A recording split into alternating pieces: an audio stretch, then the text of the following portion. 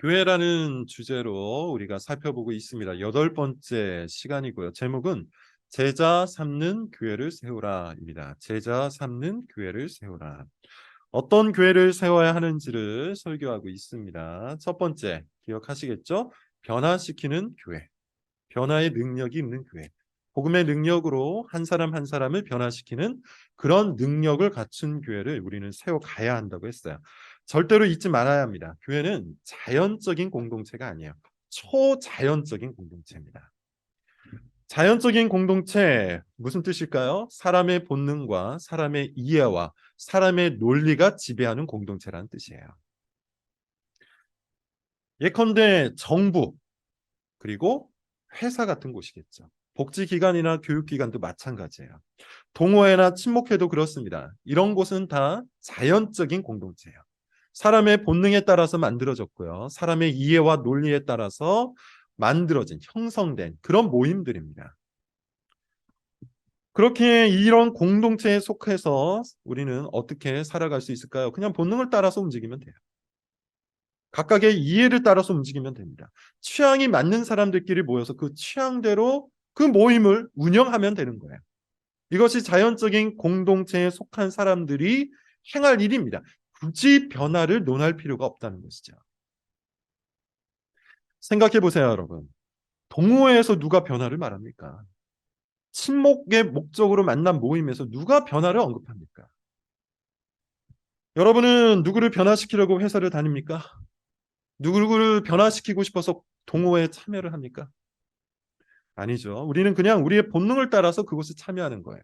우리의 이해를 따라서 그곳에 있는 겁니다. 우리의 논리, 우리의 신념, 우리의 본능을 따라서 모임, 그게 자연적인 공동체예요.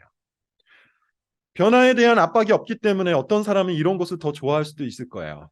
동호회에 참여하는 것을 더 좋아하고 심지어 회사에서 열심히 일하는 것을 더 좋아할 수도 있어요. 변화에 대한 압박이 없어요. 그런 곳은 그냥 열심히 하면 돼요. 그들의 본능에 그리고 나의 본능에 충실하게 살면 돼요. 그들의 이해와 나의 이해를 적절히 조정하면서 살면 돼요. 그렇게 우리는 회사를 다니고 우리는 그렇게 동호회에 참여하는 겁니다. 그러나 교회는 다르죠. 교회는 초자연적인 공동체입니다. 초자연적인 공동체라는 말의 뜻은 뭐냐면 사람의 본능이나 사람의 이해나 사람의 논리가 아니라 하나님의 뜻이 지배하는 모임이라는 뜻입니다. 하나님의 뜻이 지배하는 공동체. 그게 교회예요. 그러므로 여러분 우리가 교회에 다니는 그 순간부터 교회에 등록하여 등록교인이 되는 그 순간부터 우리는 변화에 대한 압박을 받는 게 정상입니다. 나의 본능과 나의 이해와 나의 논리가 아니라 하나님의 뜻을 받들어야 하기 때문이야. 더 정확히 말해서 교회는 하나님의 뜻을 받드는 사람들이 모임이에요. 그래서 본능이 바뀌어야 되고 이해가 바뀌어야 되고 논리가 바뀌어야 되는 거죠. 그렇게 교회는 당연히 변화의 능력이 있어야 됩니다. 변화시키는 능력이 없다면 그 교회는 교회일 수가 없어요. 사람들에게 그저 따뜻한 안식처이기만 하다면 사람들의 본능과 이해와 논리에 아무런 영향을 끼치지 못한다면 그냥 그런 것들을 조정하는 수준에 불과한 공동체라면 그 교회는 참된 교회가 아닙니다. 우리는 반드시 변화시키는 교회를 세워야 돼요. 두 번째, 환대하는 교회를 세워야 한다. 이렇게 말씀을 드렸죠. 사실 환대는 복음의 첫 표현입니다. 우리가 변화된 이유, 우리가 복음을 받고 하나님의 교회에 참여하여서 변화되게 된 그 이유는 하나님께서 우리를 먼저 환대해 주셨기 때문이죠. 돌아온 탕자와 같던 우리를 하나님께서는 마을 어귀까지 나와서 환대하던 아버지와 같이 기쁘게 맞아주셨어요. 그 환대를 통해서 우리가 교회에 들어오게 되었고 교회의 변화의 능력, 복음의 능력을 만나 변화되는 겁니다. 하나님은 우리를 위해 지극한 정성으로 우리에게 꼭 필요한 것을 주시고 꼭 필요한 것을 먹이세요. 그것이 바로 예수 그리스도의 피와 살입니다. 복음은 하나님의 환대예요. 그러므로 이 복음을 경험한 교회는 마땅히 교회에 찾아온 모든 사람들을 환대해야 돼요. 지극히 기쁘게 맞이해야 한다는 거예요. 정성껏 대접을 해야 한다는 거예요. 먼저 손을 내밀어야 돼요. 자기의 취향을 이겨내야 한다고 했죠. 자기의 본능을 이겨내야 한다고 그랬어요. 자기 성격을 이겨내야 한다고 했어요. 그래서 자기가 편한 사람에게만 웃음을 내보이는 것, 그거는 환대하는 교회가 아닙니다. 자기와 기질이 맞는 사람하고만 반갑게 인사하는 것, 그건 환대하는 교회가 아니에요. 복음의 표현을 보여주고 있는 교회가 아니에요. 오히려 자기와 기질이 맞지 않는 사람하고 더욱더 힘써서 환영을 하고 환대를 하고 지극히 극진히 대접하는 교회, 그런 교회가 환대하는 교회인 것이죠. 처음 온 사람들을 눈여겨볼 수 있어야 되고, 방문한 사람들을 기쁘게 환영할 수 있어야 되고, 낯설어 하는 사람들을 신경 써 줄 수 있어야 돼요. 그것이 복음을 만난 사람, 복음을 경험한 교회가 보이는 마땅한 모습입니다. 우리가 환대하는 교회를 세우는 것은 선택의 문제가 아니라고 했죠. 모든 교회는 환대하는 교회가 되어야 돼요. 환대하는 것은 그냥 잘하는 사람, 기질적으로 뭔가 외향적인 사람만 하면 되는 그런 요소가 아니에요. 그런 특징이 아니에요. 그리스도인이라면 누구든지 다 환대해야 돼요. 왜요? 환대는 복음의 표현이기 때문이에요. 그러기 위해서 여러분, 우리는 자기 성격과 시대 정신을 이겨내야 한다고 했습니다. 사람들 눈치 볼 필요 없이 주께서 주신 명령을 따라야 돼요. 또한 결과를 따지지 말아야 한다고 했습니다. 환대는 새신자 프로그램이 아니에요. 교회가 보여줘야 하는 복음의 특징이에요. 이것을 여러분 꼭 기억을 하셔야 됩니다. 주님의 명령이요 복음의 표현으로서 우리는 환대를 해야 돼요. 이런 생각을 가진 사람이 많을수록, 실제로 환대하는 사람이 많을수록 교회는 환대하는 교회가 될 수 있을 겁니다. 자, 오늘은 세 번째, 변화시키는 교회, 환대하는 교회, 그리고 이번엔 세 번째, 제자 삼는 교회예요. 제자 삼는 교회는 변화시키는 교회와 환대하는 교회가 결합된 모습입니다. 교회를 찾아온 사람이 있어요. 그러면 우리는 어떻게 한다고 했죠? 먼저 가서 그를 환대해야 한다고 했죠. 그것이 복음의 첫 표현입니다. 그리고 그가 교회에 잘 정착할 수 있도록 정성껏 돌봐주어야 한다고 했어요. 그러나 그것이 그를 그냥 있는 그대로 수용한다는 뜻은 아니에요. 교회는 서비스 공동체가 아니기 때문이에요.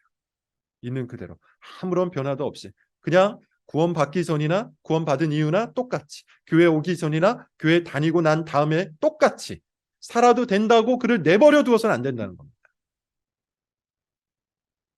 어떻게 해야 돼요? 참된 믿음의 소유자가 될 수 있도록, 다시 말해서 진정으로 변화될 수 있도록 그를 이끌어줘야 돼요. 이 과정, 즉 환대에서 변화까지의 그 과정, 그것을 이끄는 과정이 바로 제자 삼는 겁니다. 누군가를 환대하고 그를 제자 삼아서 그가 구원을 얻고 주님 말씀에 순종할 수 있도록 가르쳐 지키게 하는 모든 과정, 그게 제자 훈련이에요. 그러므로 제자 삼는 교회는 모든 교회가 반드시 지녀야 되는 특징인 거죠. 한때 논쟁이 일었던 신학 주제가 있습니다. 주제권 구원론이라는 주제예요. 뭐냐면 구원받은 사람은 어떻게 살아야 하는가에 관한 논쟁입니다. 어떤 사람은 구원받은 사람도 엉터리로 살 수 있다 이렇게 주장을 해요. 구원을 받았지만, 천국은 보장이 되었지만 여전히 자기가 자기 인생의 주인이 되어서 살아갈 수 있다. 그게 가능하다. 이렇게 주장하는 사람이 있습니다. 반면 주제권 구원론을 주장하는 사람은 그럴 수 없다고 말하죠. 정말 구원을 받은 사람은 예수 그리스도를 머리로 삼는 것인데 어떻게 자기가 자기 인생의 주인이 되어 살아갈 수 있겠냐. 정말 구원을 받은 사람은 하나님의 다스리심을 따를 수밖에 없다. 이렇게 주장을 하는 거죠. 비록 그것이 사람마다 차이가 있고 사람마다 속도가 다를 수는 있지만, 정말 구원을 받은 사람은 주제권 하나님의 다스리심을 따릅니다. 예수 그리스도를 머리 삼고 그분의 뜻에 순종을 한다. 이게 주제권 구원론이에요. 뭐가 맞을까요? 어떤 게 더 성경적이죠? 당연히 주제권 구원론입니다. 에베소서 1장 4절 5절을 보면 이런 말이 있어요. 하나님은 우리를 거룩하고 흠이 없게 하시려고 그 기쁘신 뜻대로 그리스도 안에서 우리를 자기의 아들들이 되게 하셨나니. 하나님께서 우리를 구원하신 목적 어디에 있습니까? 구원 받기 전이나 구원 받은 후나 그냥 네가 원하는 대로 똑같이 살아가라. 이것이 목적일까요? 아니에요. 우리를 구원하신 목적은 하나님의 자녀로서 거룩하고 흠이 없게 만드시려고 구원을 하신 거예요. 그러므로 정말로 구원을 받은 사람은 조금씩이지만 조금이나마 확실하게 거룩하게 돼요. 확실하게 흠이 없어져 가요. 그러나 안타깝게도 오늘날 이 주제권 구원론을 반대하는 사람들의 목소리에 더 힘이 실리고 있습니다. 그게 더 마음이 편하기 때문이겠죠. 여러분 한번 생각을 해보세요. 구원을 받아도 옛날처럼 살 수 있다. 구원을 받아도 별 큰 갈등이 없어도 된다. 교회를 다니기 이전이나 교회를 다니는 이유나 뭘 그렇게 크게 바꾸려고 하는가. 변화되지 않아도 된다. 원하는 대로 그냥 살아가라. 교회만 열심히 다니면 된다. 얼마나 매력적입니까? 죄책감도 없죠. 부담감도 없어요. 소위 말하는 압박이 없어요. 그래서 그런지 오늘날 교회 가운데 주제권 구원을 외치는 목소리가 점점 줄어들고 있죠. 사람들은 교회에 와서 그냥 인정받고 싶어 합니다. 위로받고 싶어 합니다. 웃고 떠들고 싶어 합니다. 어떤 압박도 받고 싶어 하지 않습니다. 압박은 율법이라고 외치면서 모든 압박과 부담과 죄책감에서 스스로 자기를 방어하죠. 그래서 그 어떤 훈련도 참여하고 싶어 하지 않아요. 어떤 부담도 느끼고 싶지 않기 때문에. 그냥 이렇게 생각을 해요. 때가 되면 내가 알아서 참여할 텐데 왜 나를 압박하는 거야? 내가 마음이 동하면 내가 원할 때 내가 결정한 스케줄대로 내가 알아서 할 텐데 왜 이토록 교회가 나를 압박하는가? 그런 사람들이 늘어나면서 교회는 그들의 눈치를 보기 시작했어요. 그들이 원하는 대로 해주는 것이죠. 교회 다니는 것만으로, 교회 나오는 것만으로 감지덕지하는 겁니다. 교회 숫자를 키우기 위한 또 다른 교회의 부패죠.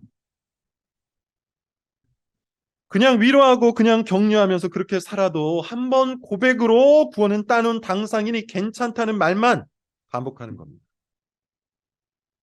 그렇게 교회는 주님의 다스림을 받지 않는 사람들이 모여서 스스로 구원받았다고 자부하는 공동체가 되어가고 있어요.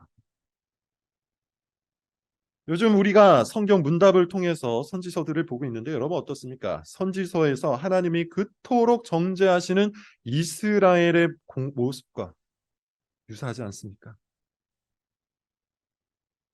당시 이스라엘은 스스로 구원받은 자라고 자부했죠. 스스로 택함받은 백성이라고 자부를 했어요.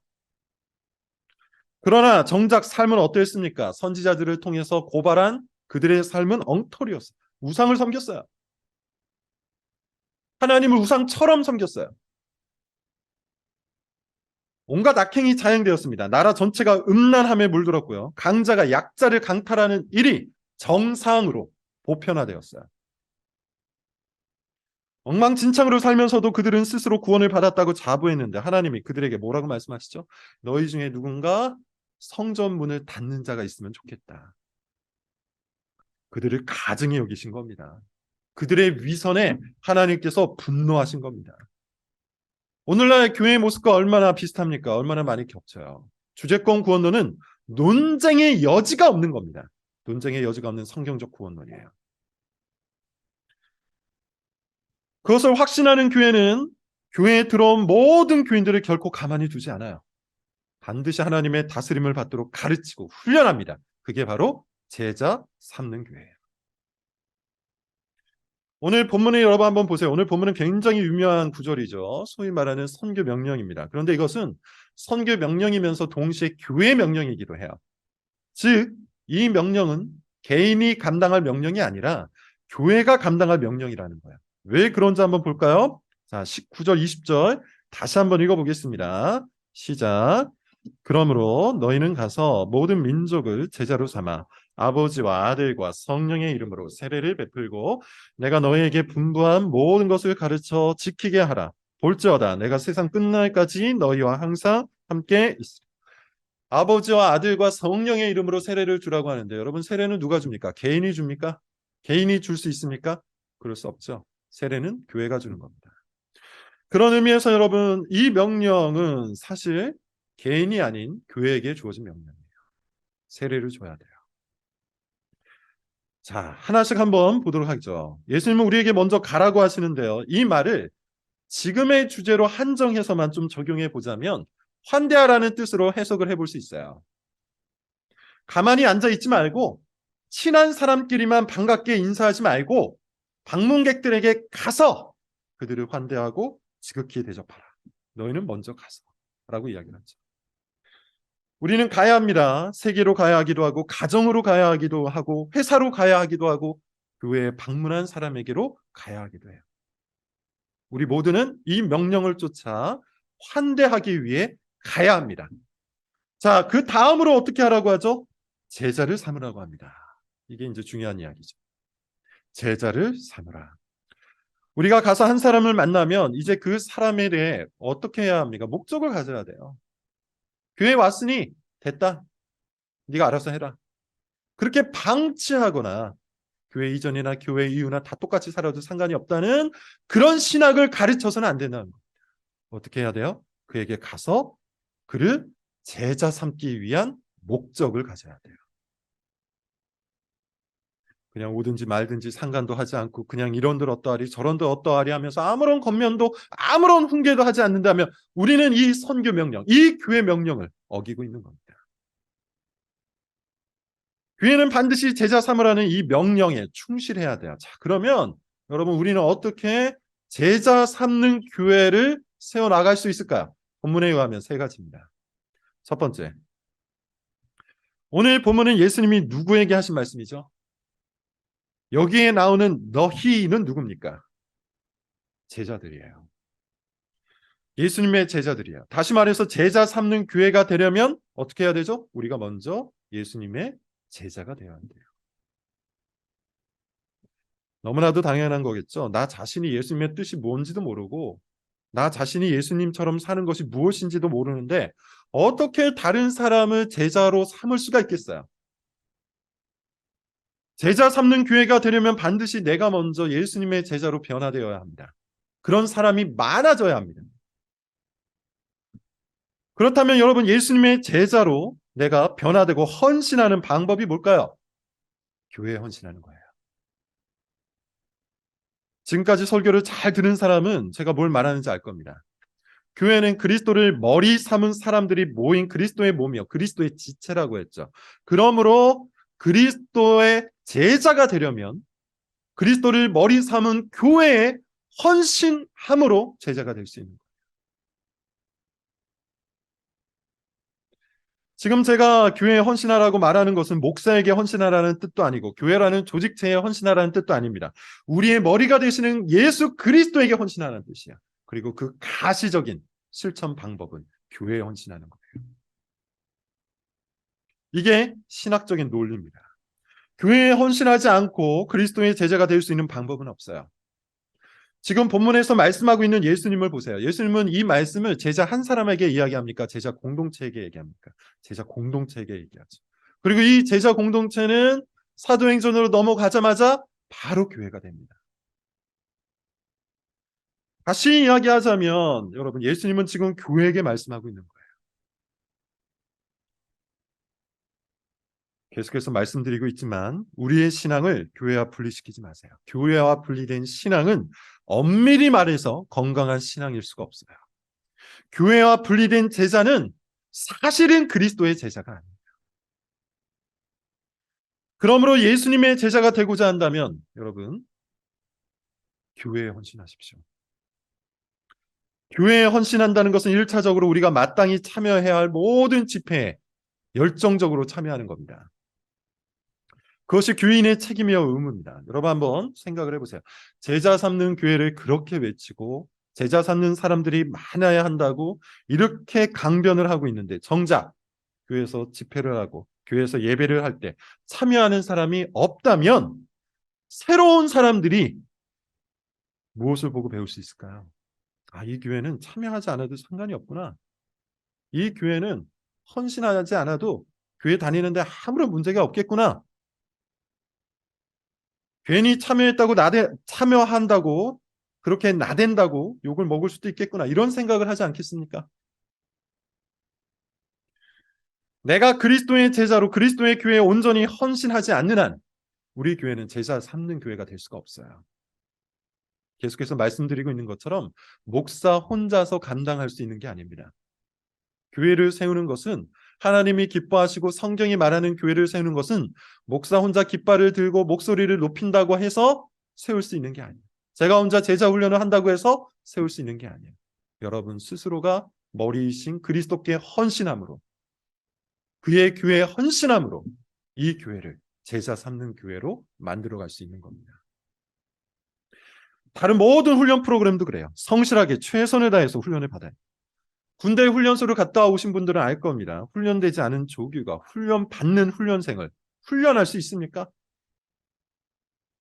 다른 사람에게 답을 주고 다른 사람을 이끌어줄 수 있는 능력을 갖추려면 스스로 잘 훈련되어야 되지 않겠어요? 그러므로 여러분 교회에서 하는 모든 훈련에 적극적으로 참여해야 돼요. 내가 먼저 훈련받지 못하면 다른 이들을 훈련할 수 없어요. 항상 이 핑계, 저 핑계로 훈련받지 못하는 사람들이 종종 있는데, 그런 사람들에게는 도대체 언제 시간이 날까요? 취업을 준비할 때는 취업 준비 때문에, 직장생활 초창기에는 그 직장에 적응한다. 직장생활에서 뭔가 성과를 얻어야 할 때는 열심히 해야 하기 때문에, 결혼할 때는 결혼을 했기 때문에, 자녀가 있을 때는 자녀가 있기 때문에, 온갖 핑계를 대며 훈련을 받지 않는다면, 그런 사람들이 많다면, 그런 교회가 우리 교회가 된다면 우리 교회는 성경이 말하는 참된 교회가 될 수 없을 겁니다. 그런 교회 안에는 결코 그리스도의 제자가 없을 것이기 때문이에요. 제 멋대로 행하면서 스스로 구원받았다고 자부하는 사람들만 가득할 겁니다. 여러분 그런 교회를 원하십니까? 여러분의 선택에 달려있는 것이죠. 자, 두 번째, 어떻게 제자 삼는 교회가 될 수 있을까? 두 번째, 경건한 영향력을 발휘하는 리더가 되셔야 합니다. 스스로가 리더라고 생각하고 경건한 영향력을 발휘해 나가셔야 돼요. 본문을 보세요. 제자를 삼고 어떻게 하라고 하죠? 세례를 주라고 합니다. 그리고 예수님이 분부한 모든 것을 가르치고 그것을 지키게 하라고 하죠. 세례를 준다는 말이 뭘까요?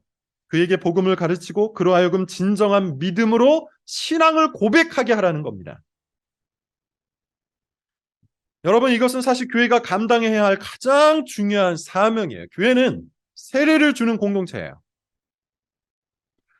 그가 참된 신앙 고백을 하여서 그리스도 안에서 죄 씻음을 확신하도록 만드는 것, 그것이 바로 교회입니다. 그러므로 제자 삼는 교회는 세례를 주기 위해서 노력해야 돼요. 믿음이 없는 사람에게 믿음을 갖도록 노력을 해야 한다는 겁니다.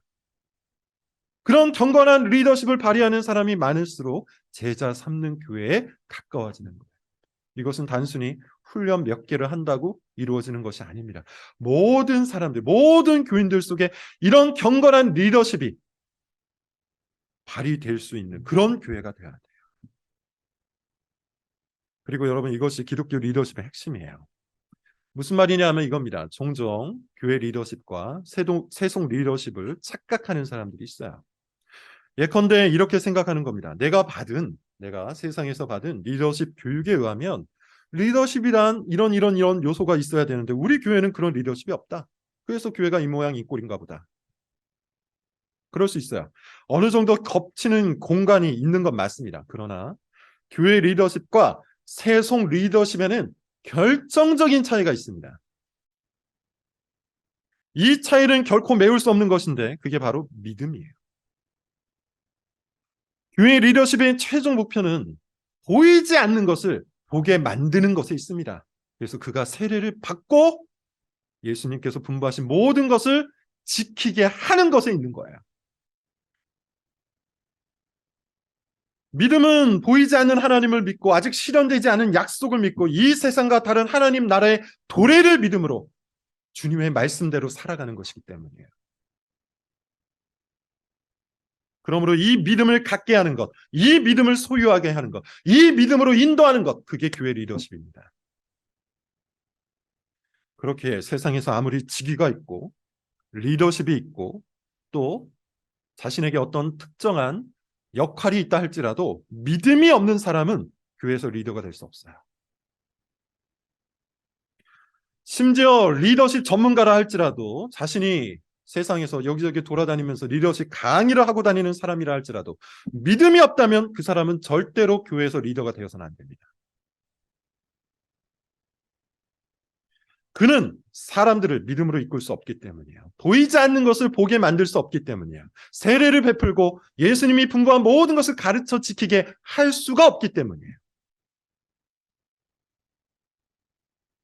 교회 리더십은요, 세속 리더십에서 얘기하는 것처럼 단순히 강점들을 발견하게 해주고 그 강점들을 재배치하고 그것들을 통해서 조직을 강화시키는 그런 방식이 아닙니다.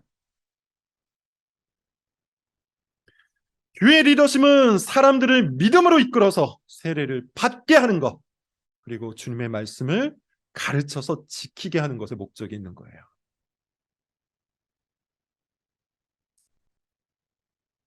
교회 리더십은, 그러므로 교회 리더는 동기부여 강사가 되어서는 안 돼요. 교회 리더십은 강점 하나에만 집중하게 해주는 그런 방식이 되어서도 안 돼요.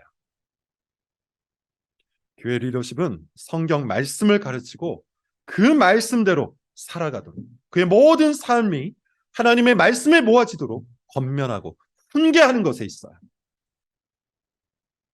그런 의미에서 여러분, 우리 교회가 제자 삼는 교회가 되고자 한다면 이런 리더십에 공감하고 이런 리더십을 공유하고 이런 리더십을 발휘하는 사람들이 많아져야 되죠. 사람들을 믿음으로 이끌고 그들에게 말씀을 가르치고 그 말씀대로 살아가도록 그렇게 인도하는 인도자, 그런 리더들이 많아져야 돼요. 그런 교회가 제자 삼는 교회예요.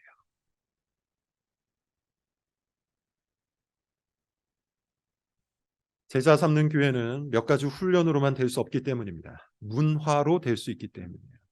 이런 경건한 리더십을 발휘하는 사람이 많아질수록 교회는 경건이라는 문화가 정착할 수 있기 때문입니다. 명심하십시오. 경건한 영향력을 발휘하는 사람이 없는 교회에는 불경건한 영향력을 발휘하는 사람이 그 자리를 차지할 겁니다. 교회 리더십이 사라진 자리에는 세속 리더십이 자리를 잡을 겁니다. 보이지 않는 것을 보게 만드는 하나님 나라의 리더십이 사라진 그 자리에는 오로지 보는 것들로만 재배치하는 그런 리더십이 자리를 잡게 될 거예요. 그러므로 정말로 우리 교회가 좋은 교회, 성경적인 교회, 참된 교회가 되기를 원한다면 다른 사람이 아니라 나 자신이 그런 경건한 리더십이 되어야 돼요. 오해하지 마십시오, 여러분. 리더가 되어야 한다. 어떤 직위를 가져야 된다. 직분자가 되어야 한다. 그런 말을 하고 있는 것이 아닙니다. 우리 모두가 각자의 자리에서 그런 리더십을 발휘할 수 있어야 된다는 거예요. 스스로 여러분 돌이켜 보십시오. 여러분들은 사람들에게 경건한 영향력을 발휘하는 사람입니까? 보이지 않는 것을 보게 만드는 사람입니까? 믿음으로 이끌어가는 사람입니까? 세례를 베풀고 가르쳐 지키게 하는 사람입니까? 아니면 그저 사람들의 강점을 찾아주고 그 재능을 찾아주고 그것을 인정해줘서 교회를 조직체로서 만들어가는 세속 리더십을 발휘하는 사람입니까? 스스로 경건한 리더십을 발휘하는 사람이 많아질수록 그 교회가 제자 삼는 교회가 되는 것이죠. 마지막 세 번째입니다. 어떻게 제자 삼는 교회가 될 수 있을까? 다른 사람을 제자 삼는 제자, 즉 다른 사람을 리더의 자리까지 올리는 사람들이 많아져야 돼요. 자, 이게 무슨 소리냐? 디모데후서 2장 2절입니다. 오늘 본문은 아니고요. 우리 다른 성경 한 절을 더 찾아볼게요. 디모데후서 2장 2절에 있는 말씀.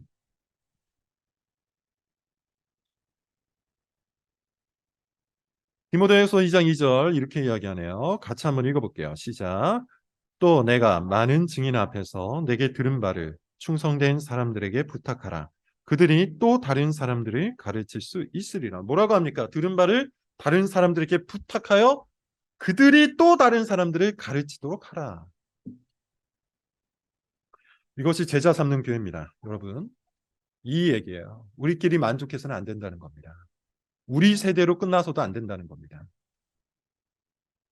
우리끼리 배우고 우리끼리 좋고 우리끼리 올바른 것, 그것으로 충분하지 않아요. 참된 교회는 이 진리와 교훈을 전수하고 유지하고 또 지속하도록 하는 거예요. 그런 영향력을, 그런 리더십을 발휘하는 거예요. 그러기 위해서 여러분 반드시 교회는 제자 삼는 제자들, 다른 사람이 리더가 되도록 이끌어주는 그런 제자들이 많아져야 돼요. 자녀가 있는 사람은요, 자녀가 하나님의 자녀가 되도록, 하나님의 제자가 되도록 가르쳐야 돼요. 여러분의 자녀 양육의 철학이 어디에 있습니까? 그냥 여러분 닮은 사람으로 만드는 것이 목적입니까? 아니면 예수 그리스도를 닮는 사람으로 만드는 것이 목적입니까? 자녀가 세례를 받고 가르침을 받아서 순종하도록 하는 것이 여러분 자녀 양육의 철학이요, 목적입니까? 아니면 그런 요소가 전혀 없이 이 세상에서 인정받는 자녀를 만드는 게 목적입니까? 결혼한 사람은 또한 부부끼리 서로를 제자 삼을 수 있어야 돼요. 남편이 그리스도의 제자가 되도록, 아내가 그리스도의 제자가 되도록, 그렇게 성장할 수 있도록 이끌어줘야 돼요. 보이지 않는 것을 볼 수 있도록 이끌어줘야 돼요. 부부는 삶의 풍랑을 같이 겪는 사람이죠. 그러나 그 풍랑 속에서도 보이지 않는 하나님을 보게 만드는 그런 배우자가 되어야 돼요. 그것이 바로 가정의 기능입니다. 가정은 우리의 샬롬과 하나님 나라의 영광을 위해 하나님께서 우리에게 허락하신 아주 독특한 기관이에요. 그냥 서로 좋아하고 그냥 서로 사랑하고 그냥 서로 화목하는 것, 여러분 이것은 세상에서도, 세상에 있는 가정에서도 하는 일이잖아요. 성경이 말하는 가정이란 서로를 제자 삼는 기관입니다. 자녀가 하나님 나라의 제자가 됩니다. 아내가, 남편이 하나님 나라의 제자가 됩니다. 그래서 보이지 않는 것을 보고 하나님 나라의 도래를 소망하도록 만드는 것, 그것이 가정 속에서 우리가 할 일입니다.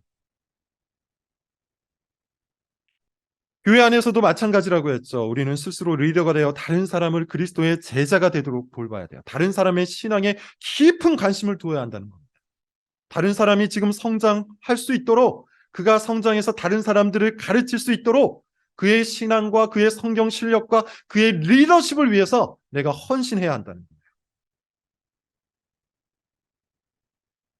바울은 자신의 편지를 읽는 사람들에게 이렇게 얘기합니다. 나를 본받으라. 나를 본받으라. 우리도 그래야 돼요. 우리도 자신 있게 우리의 신앙을 다른 사람들에게 보여주고 나의 신앙을 너희가 본받으라, 이렇게 말할 수 있는 사람이 되어야 합니다. 그렇게 다른 사람들을 제자 삼는 제자들, 다른 사람들을 리더가 되도록 키우는 사람이 많아질수록 우리 교회가 성경적인 교회, 제자 삼는 교회가 되는 겁니다. 결론입니다. 제자 삼는 것은 교회의 필수적 덕목이라고 했죠. 모든 그리스도인은 그리스도의 제자예요. 그러므로 교회는 교인들이 정말로 그리스도를 따르고 있는지 잘 확인해야 돼요. 그리스도를 본받고 있는지 늘 확인해야 돼요. 목사 혼자서 할 수 있는 일이 아니라고 했습니다. 제자 훈련 프로그램을 통해서 이룰 수 있는 일이 아니라고 했어요. 목사 혼자서 그리스도의 제자가 되자고 목소리를 높인다고 한들 그것이 이루어질 수 있겠습니까? 성도 한 명 한 명이 스스로 그리스도의 제자됨을 인정하고 그리스도의 제자로서 성장하고 다른 사람들을 제자 삼기 위해 경건한 리더십을 발휘하고 그가 끝내 또 다른 리더가 되도록 끝까지 그를 돌보아 줄 때 비로소 이 교회가 하나님께서 기뻐하시는 제자 삼는 교회가 되지 않겠습니까? 그런 교회가 우리 교회가 꼭 될 수 있기를 바랍니다. 기도하겠습니다.